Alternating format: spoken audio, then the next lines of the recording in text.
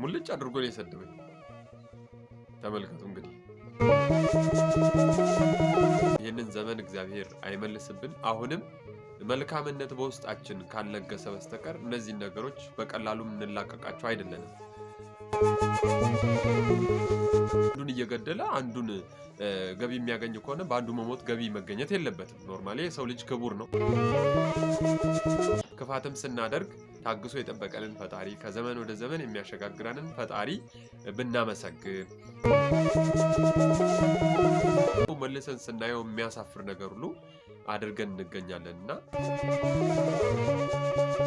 ከኢትዮጵያ ከሆነ የማይፈቀዱ ይኸውን ዲሁማናይዜሽን ነው። ይሄ ማለት ስብዕና የጎደለው ነው። በነገራችን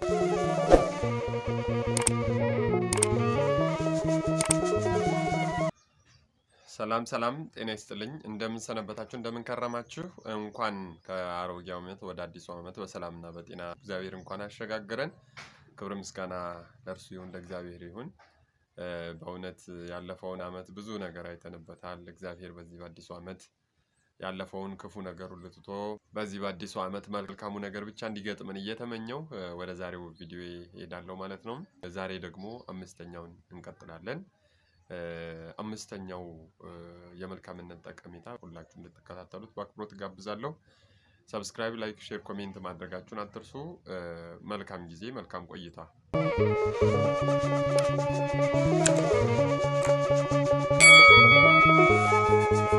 ዛሬ የመልካምነትን ጠቀሜታ አምስተኛውን ይዤላችሁ መጥቻለሁ። ይህ አምስተኛው ደግሞ አሁን ያለንበትን ዘመን በደንብ አድርጎ የሚያሳየን ስለሆነ ሁላችሁም በማጋራት ሁላችንም በአንድነት መልካም የምንሆንበት ዘመን እንዲሆን ሁላችንም መልካምነትን ማድረግ መለማመድ አለብንና ከወዲሁ በትህትና ጠይቃለሁ። ይህንን እንድናደርግ ሼር እንድናደርግ እንድናጋራ ማለት ነው።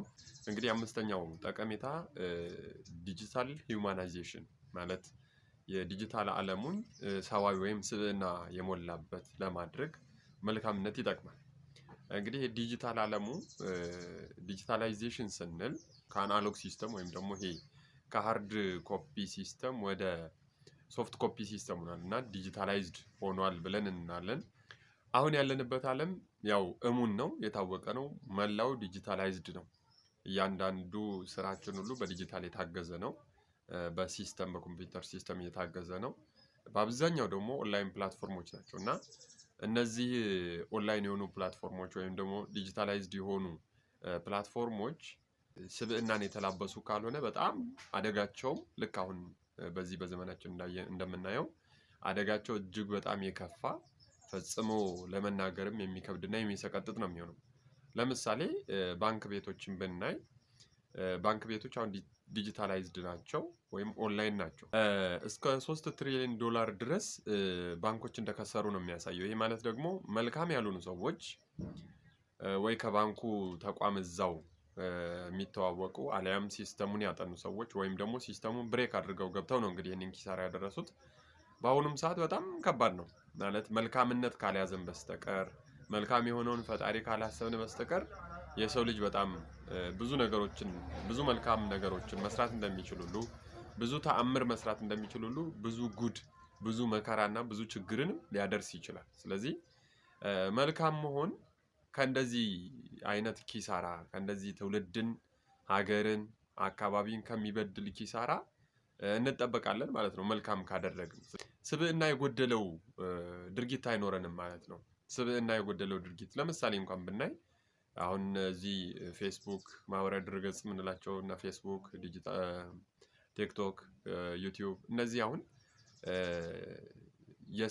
ስብዕና የጎደላቸው ተግባራት ሲፈጸምባቸው እናያለን።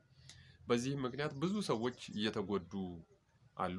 ግማሹ በግለሰብ ስም ይከፍታል፣ ግማሹ ፌክ አካውንት ይከፍታል፣ ግማሹ በታዋቂ ሰው ስም ከፍቶ የማይገባ ተግባር ሲሰራ እናያለን። እንግዲህ ዓላማው ሁለት ነው። ወይ ደግሞ በዚያ ስም ብዙ ፎሎወር ለማግኘት፣ ብዙ ገቢ ለማግኘት፣ ብዙ እውቅና ለማግኘት፣ ሁለተኛው ደግሞ እና ድብቁ አጀንዳ ያንን ሰው ለማጥቃት ነው። ኖርማሊ ያ ሰው በጣም የተመሰገነ የተከበረ ከሆነ በእሱ ስም ይከፍትና የማይገቡ ቪዲዮዎችን የማይገቡ ጽሁፎችን እየለቀቀ የዛ ሰው ክብሩ እንዲቀንስ ተቀባይነቱ እንዲቀንስ ያደርገዋል ማለት ነው። እና መልካምነት ከሌለ በየቀኑ ስለ ተንኮል ነው የምንሰራው። በየቀኑ ዲጂታል ዓለሙን የምንጠቀመው ለጥፋት ነው። በየቀኑ ለተንኮል እንጠቀመዋለን። እንደው የሰው ልጅ በጣም ከባድ ነው እና ኮምፒውተርን ለመልካም ጥቅም እንደፈጠረው ሁሉ የሰው ልጅ ለማጥፋት ደግሞ መሳሪያን ሰርቷል፣ ኒኩሌርን ሰርቷል። በነገራችን ላይ ዓለም ላይ ያለው ሁሉ የሚጠቅም አለ፣ የሚጎዳ አለ። የሚጎዳውንም ለይተን እንድናውቅ ፈጣሪ መልካም ልቦናን በውስጣችን አስቀምጦ ሳለ ክፋት ሲደጋገም ግን የምናስበው ክፉ ነገር ብቻ ይሆናል። ፕላትፎርሞቹ በጣም ለመረጃ ስርጭት፣ ለትምህርት፣ ለእውቀት ሽግግር በጣም ምቹ ቢሆኑም እንኳ እኛ ግን ውስጣችን መልካም ያልሆኑ ሰዎች በተለይ ውስጣችን መልካምነት የሌለ የመልካም አስተሳሰብ የሌለን ሰዎች ግን በጣም ብዙ ክፋትን እየሰራንበት እንገኛለን። ለምሳሌ ብሔርተኝነት፣ ሃራስመንት የሚበል የጥላቻ ንግግር የምናደርገባቸው እንበዛለን። በተለይ ያው ክፉ ሰዎች በብዙ ቁጥር ያ ሶሻል ሃራስመንትም ወይም ደግሞ ይሄ የጥላቻ ንግግርም በአንድ ጊዜ እንዲዳረስ ይሆናል።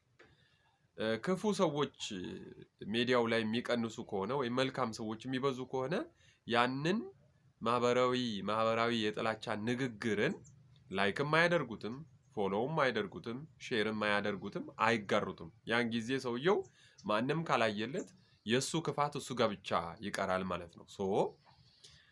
መልካም ከሆንን እነዚህ ነገሮች ሪጀክት እናደርጋቸዋለን። በላይክ እና በሼር በፎሎ በኮሜንት በጣም ብዙ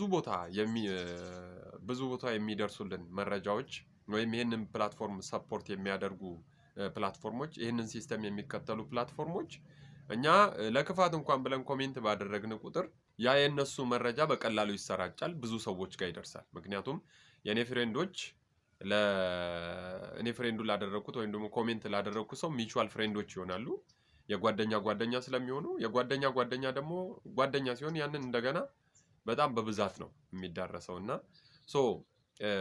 ክፋት ካለ ባልታወቀ ስም ራሳችንን ሰውረን በፌክ አካውንት በሚታወቅ ታዋቂ ሰው ስም ከፍተን ብዙ በደልና ብዙ ጥፋትን በዓለም ላይም በወገኖቻችን ላይም እናደርሳለን እና መልካም ከሆንን ግን መልካሙን ነገር ብቻ መልካሙን ምኞት ብቻ የምንገልጽ ጥሩ ትምህርት የምንሰጥ አሁን በሶሻል ሚዲያ ላይ አስቡት የሌለን ሰዎች በተለይ ቪዲዮ ኤዲቲንግ፣ ፎቶ ኤዲቲንግ የፕላትፎርምን እንዴት እንደምንጠቀም እያንዳንዱን ፕላትፎርም ቴሌግራም ሊሆን ይችላል፣ ፌስቡክ ሊሆን ይችላል፣ ቲክቶክ ሊሆን ይችላል፣ ዩቲዩብ ሊሆን ይችላል። እያንዳንዱን እንዴት እንደምንጠቀም የሚያስተምሩ በጣም መልካም ወጣቶች አሉ፣ መልካም ሰዎች አሉ። ይሄ ውስጣቸው እግዚአብሔር ያስቀመጠው መልካምነት በችሎታቸው ለሚመለከተው አካል እያደረሱ መልካምነት የበለጠ እንዲስፋፋ እያደረጉ ያሉ ወጣቶችም አሉ። በዚህ ልክ ብናደርግ ዲጂታል ዓለሙን ስብዕና የተላበሰ እናደርገዋለን። አንዳንድ ጊዜ ቲክቶክ እና ዩቲዩብ ፌስቡክም ስንጠቀም እነዚህ ማህበራዊ ድረገጾችን ስንጠቀም ሰዎች የሚያዩን አይመስለንም። አንዳንዶች የማይገባ ነገር ሁሉ እያደረግን ፈጽሞ በቃ ሰዎች የሚያዩን አይመስለንም ይመስለኛል። የማይገባ ነገር በጣም መልሰን ስናየው የሚያሳፍር ነገር ሁሉ አድርገን እንገኛለን እና ይህ ከዚህ ነገር በጣም ራስን መቆጠብ ያስፈልጋል። እንግዲህ ስንቶች በዚህ በዲጂታል ዓለሙ ስንቶች ተጎድተዋል። በጣም ስንቶች የህይወት ዋጋ ከፍለዋል። ስንቶች በወጡበት ቀርተዋል። ስንቶች በኖሩበት ባፈሩበት በከበሩበት ቦታ ላይ ተዋርደዋል። ስንቶች ያማረ የተዋበ እድሜ ልካቸውን ያፈሩትን ገንዘብና ሀብት ንብረት አጥተዋል። በዚህ በጥላቻ ንግግር በዲጂታል ዓለሙ ብቻ በተሰራ እስቲ ያስቡት። ሀገራችንን እንኳን 1-2-3 ዓመት ሩቅ እንኳን ባንሄድ ወደኋላ መለስ ብለን ብናስበው 1-2-3 ዓመት ያሳፍራል በጣም። በሶሻል ሚዲያ ላይ በተላለፈ የጥላቻ ንግግር ነው የብዙዎች ህይወት የተቀጠፈው።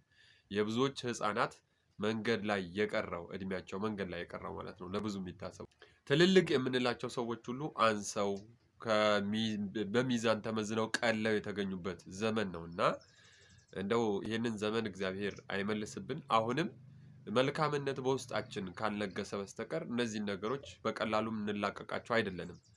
ከሚያለያየን ይልቅ የሚያቀራርበን ይበልጣል። ለምሳሌ ሰው በዚህ ዓለም ላይ ሲኖር ትዳር የሚመሰረተው ከትዳር አጋር ጋር ነው እንጂ ብቻውን ትዳርን የሚመሰርት ሰው የለም። አካባቢን የሚያሳድገው ከሰው ጋር ሆኖ ነው። ሰው አብሮ ካልሰራ አንድ ሰው አንድ ቤት ብቻውን ራሱ መስራት አይችልም። የራሱን ቤት ራሱ በአግባቡ መስራት አይችልም። ሰው ካላገዘው፣ ሰራተኛን ካላመጣ ወይም ሰራተኛን ካላሰራ ብቻውን ለስራ ቢል የአንድ ወር ስራ 10 ዓመት ሊፈጅበት ይችላል። ያውም ተስፋ ካልቆረጠ ነው እንጂ ተስፋ ያስቆርጣል። ስለዚህ እኛ ሰዎች ዝም ብለን ብናስበው በፍጹም ከሚያለያየን ይልቅ አንድ የሚያደርገን በብዙ ሚሊዮን የሚቆጠር ነገር ነው።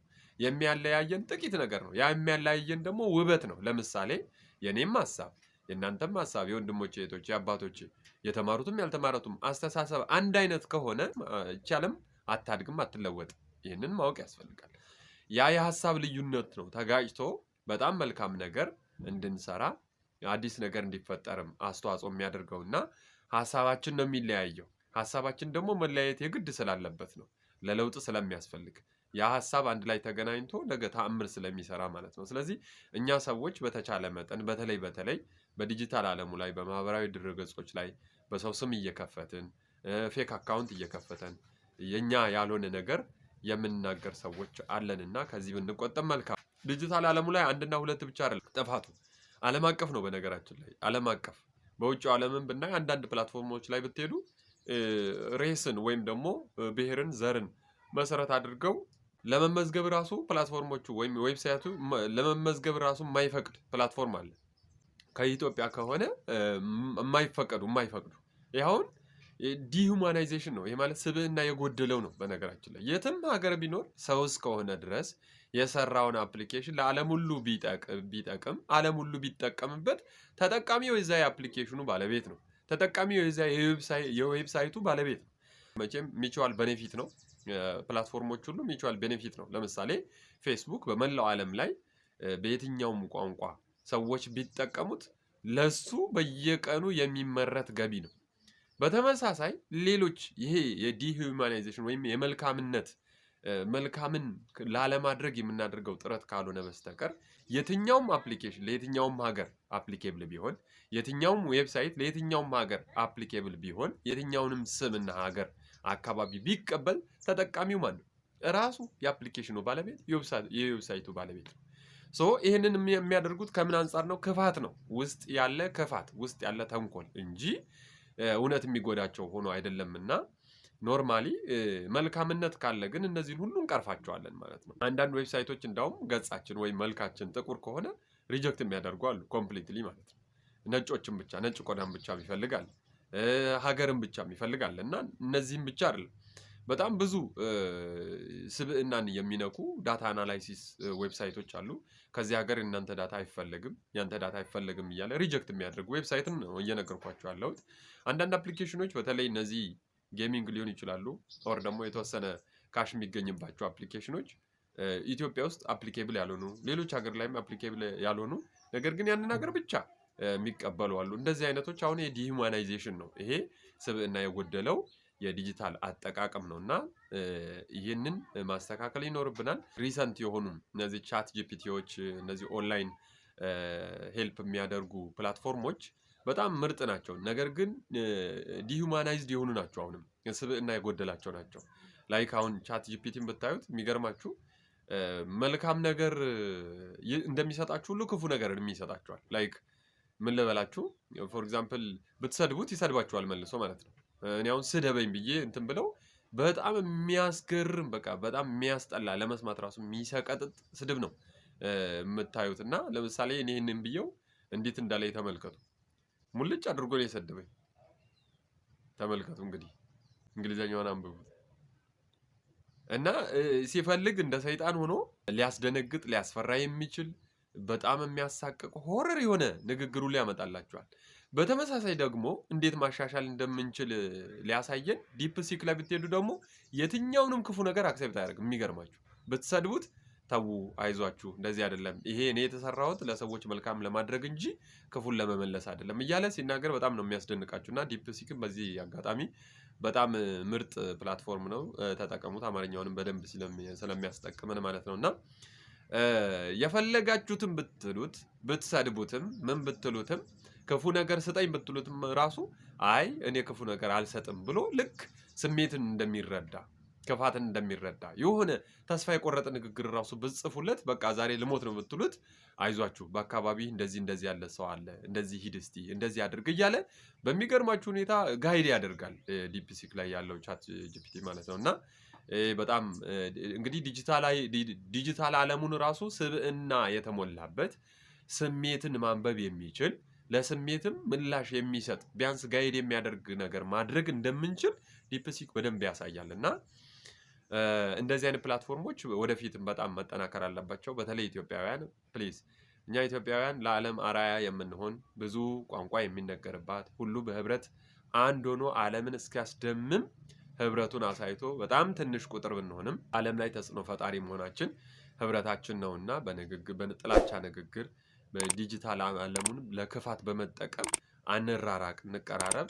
በጉልበት በኃይልም በእውቀትም በማንኛውም መንገድ በጥቅምም ቢሉ በየትኛውም ነገር ማንም ሊቀድመን አይገባም ነበር። ነገር ግን ዲጂታል ዓለሙን ያላግባብ በመጠቀማችን ስሩ ክፋት የሆነ ሆኖ ክፋት እየበዛበት በዚህ ልክ ዋጋ አስከፍሎናልና ያለፈውን ዋጋ ያስከፈለንን ክፉ ዘመን እንዳናየው ከሩዋንዳ ልንማር ይገባናል።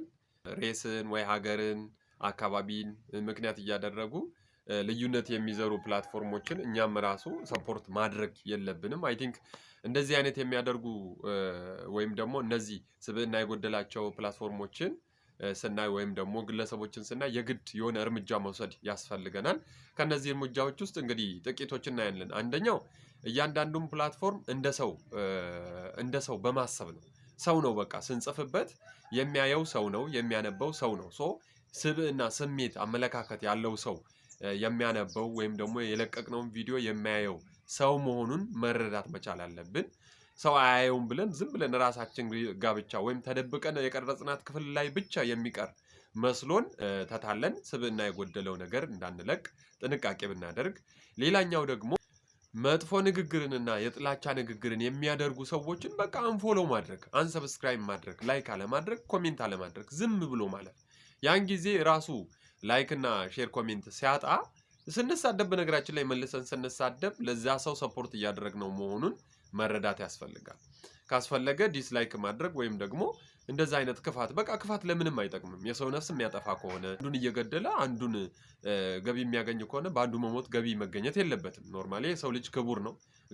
በእግዚአብሔር ደም የተገዛ ታላቅ ፍጡር ነው እና በምድር ላይም እንደ ሰው ልጅ የከበረ የለም። ፍጥረትን ሁሉ ይገዛ ዘንድ የተፈጠረ ፍጥረት መልሶ ደግሞ ሌላው ስሜቱን መግዛት ስሜቱን መቆጣጠር የሚያቅተው መሆን የለበትም እና በዚህ ልክ መጥፎ ንግግርን፣ ክፋትን፣ ተንኮልን የሚዘሩ አካውንቶችን አንፎሎ ማድረግ፣ አንሰብስክራይብ ማድረግ፣ ኮሜንት አለማድረግ፣ ላይክ አለማድረግ።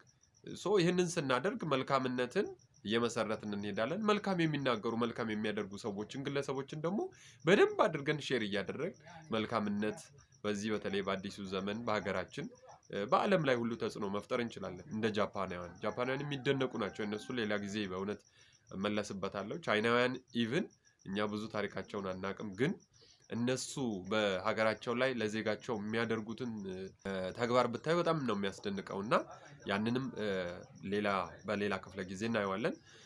ሌላው ደግሞ ብዙ ጊዜ ክፋትን ለማስወገድ ወይም ደግሞ መልካም ያልሆኑ ንግግሮችን ለማስወገድ ላይቭ መግባት። ላይቭ ስንገባ ሰዎች እንዳዩን እናረጋግጣለን። ሰዎች እያዩን እንደሆነ ስለምናረጋግጥ ቢያንስ ክፉ ነገርን እንቀንሳለን። ለራሳችን ስብዕና ቀጥታ መልካችንም ስለሚታይ ለራሳችን ስብዕናም ስንል እንደገና ደግሞ ለራሳችን ሴኩሪቲ ለደህንነታችን ስንል ከክፉ ንግግር እንጠበቃለን እና ላይቭ ብንገባ የተሻለ ነው። ላይቭ ስንገባ ደግሞ ያው ፕላትፎርሞችም የተሻለ ክፍያ ስላላቸው ማለት ነው። ሌላው ዌብሳይቶችን፣ አፕሊኬሽኖችን እነዚህም ፕላትፎርሞችን ስንሰራ ቢያንስ የሰውን ስሜት ሊያነቡ በሚችሉ ልክ ብናደርጋቸው። በተለይ እውቀቱ ያላችሁ ብቃቱ ያላችሁ ወጣቶችና ይህንን የምትሰሩ ባለ እውቀቶች በተቻላችሁ መጠን የሰውን ስሜት ሊረዱ የሚችሉ ሁሉን አቀፍ የሆኑ ብታደርጓቸው በጣም ይመረጣል። በእውነት ለመናገር ለእናንተም ጥቅም ስለሆነ ማለት ነው።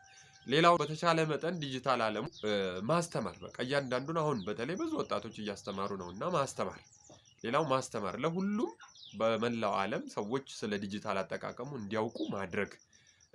የተደረገ ካለ ወይም ደግሞ እንዲያውቁ የተሰጠ ትምህርት ካለ ደግሞ ይሄንን ሼር በማድረግ በማጋራት ለማያውቁ ሰዎች በክፋት ለተጠመዱ ሰዎች ሼር ብናደርጋቸው የዲጂታል ዓለሙን በደንብ ብንጠቀምበት እጅግ በጣም የምንቀየርበት እጅግ በጣም ብዙ ስብዕናን የምንገነባበት ብዙ ሰዎችን እኛን የመሰሉ ሰዎችን የምንፈጥርበት ፕላትፎርም ስለሆነ 85% በአሁኑ ሰዓት 85% የዓለማችን ተግባር ሁሉ የሚሰራው በዲጂታል ነው በአሁኑ ሰዓት እና ዲጂታላይዝድ ነው።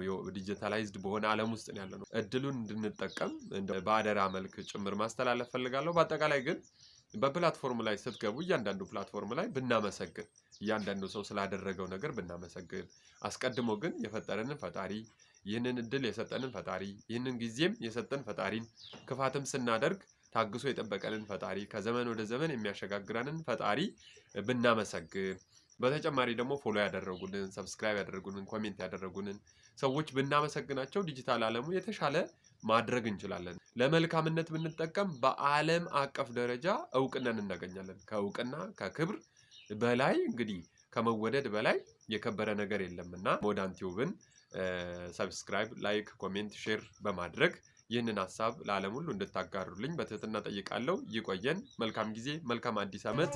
ቸር ያሰንብተን።